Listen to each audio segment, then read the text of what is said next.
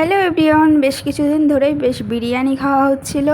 তো আজ ভাবলাম একটু চিকেন কষা আর একটু রাইস খাওয়া হোক। তো দেখো, পুরোটাই ভেবেছিলাম আমি করব, তো মাই করলো আজ। তো সব কিছু আমি গুছিয়ে রেডি করে দিয়েছিলাম। মাই কিন্তু চিকেনটাও করেছিল, ভাতটাও রেডি করে রেখেছিল, আর আমি শুধু রাইসটা রেডি করেছিলাম।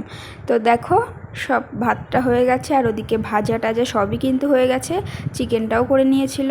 এরপর সব সবজি দিয়ে তো রাইসটা রেডি করে নিয়েছি, তারপর দুপুরে কিন্তু গরম গরম বেড়েও নিয়েছি।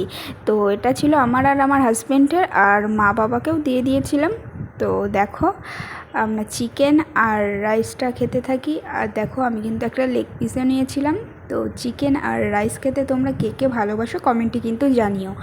আর এই চিকেনটা কিন্তু একটু কষাই ছিল, ঝোল না। আর অনেক দিন পর রাইসটা করা হলো বাড়িতে, তো খেয়ে সব ভালোই লাগলো। আর অনেক দিন পর একটা জিনিস খেলে ঠিক ভালো তৃপ্তি লাগে। তো আমার কি হয়, আমি যেদিন বিরিয়ানি করি তো কন্টিনিউ কয়েকবার বিরিয়ানিই করি, যে কবার রাইস করি পর পর রাইসই করা হয়, এরকম হয়।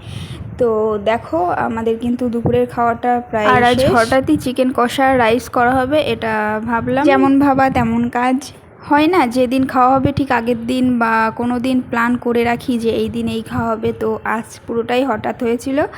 তো দেখো, আজকের ভিডিওটা এই পর্যন্তই রাখছি। ভালো লাগলে লাইক কমেন্ট শেয়ার করে দিও, চ্যানেলটিকে সাপোর্ট করো। তো আবারও অন্য কোনো ভিডিওর সাথে দেখা হবে, অবশ্যই চ্যানেলটিকে সাবস্ক্রাইব করে রেখো। তো আজকের মতো সবাইকে টাটা।